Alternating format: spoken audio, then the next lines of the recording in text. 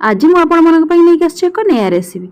हाँ, नया recipe start करने पूर्व मोर एक छोट अनुरोध, मो वीडियो को लास्ट सारी देखूँ और जब आपको भल लगे तो लाइक शेयर एंड सब्सक्राइब कर दिंतु। ऊपर थे बेल आइकन टी प्रेस कर दिंतु। तो चलतु आज देखा मुझे नहीं आसी भेंडी दही रेसिपी। तो चलतु रेसिपी को स्टार्ट करवा। आपड़ देखिपे मु भेंडी दही बनवाई जो सब इनग्रेडिएंट्स ये सब आपको देखई देछि। मुझे किसी भेंडी नहीं आउ किछि दही नहीं किछि भृषंग पत्र नहीं 2 डेंफा माने करी लिप्स।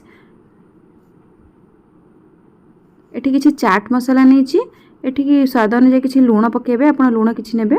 एटा मु किछि धनिया पाउडर नहीं 2टा सुखिला लंका नहीं आउ छुंक लगे पे मु किछि फुटण नहीं आउ तेल किछि नहीं जो थी कि मु भेंडी को भाजीबी आउ छुंक पाई मु किछि रखिबी। तो चलतु बिल्कुल भी देरी न करिकी एबे फटाफट स्टार्ट करबा हमर रेसिपी।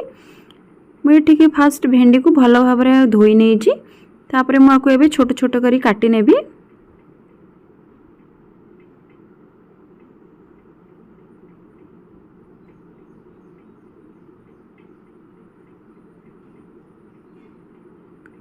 आपण देखि पारुथिबे मोर एठी मोर सब भेंडी मु काटी के एबे रेडी हो जाइछि।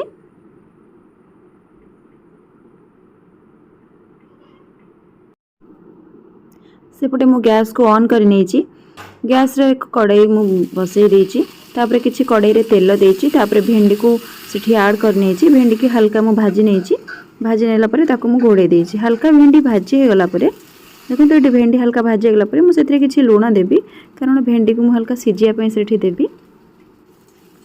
तो लूण को फल से मिसई दियंतु आउ थरे ताको भाजी दियंतु। तो सेपटे भेंडी जितेबाला सारी सिझुची भाजी होची एपटे मु गोटे बाउल नहीं से रखि आपको देखी दही ऐड कर देछि। से मु किछि धनिया गुंड नहीं जो कि मु आपको देखई थी सेठी स्वाद अनुसार आप किछि लूण नहीं पारिबे मु जोटा कि नहीं तापर एठी रखि चाट मसला मु सब ऐड कर देछि। आको मु एबे भल भाव में मिक्स कर देछि तापर आको मु एबे साइड करके गोटे जगह रे रखि देछि आपण देखि पारुथिबे। तापर एपटे देखंतु भेंडी एबे मोर भल भाव में भाजी हो जाइछि। तो मैं एबे आको एक प्लेट खोली नेबी।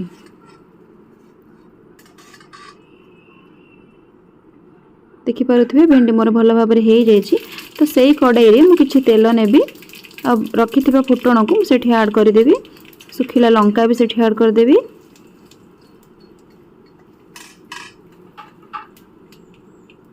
तो ये रखी भृषंग पत्र मुझे ऐड कर देबी। तो बस एबे जिते बड़े मोर सब हो जाइछि एबे मु गैस को बंद कर देबी। ताको गोटे मिनिट 1 ରୁ 2 मिनिट गला परे जिते बड़े हल्का तेल टिके ठंडा हो जिवो तापर नहीं कि ताको आपण दही रे ऐड कर दियंतु। देखंतु ये हल्का ठंडा हला पारे देबे नहले दहीटा छेना छिड़िला वाला टिके टिके छिड़ी जिवो आ तार टेस्ट टिके कम हो जिवो। तो हल्का ठंडा हेले तार दही जमती सेमती रहिबो किछि भी चेंजिंग हबनी। तो आपण देखि पारुथिबे मो दहीटा केमती हेछि।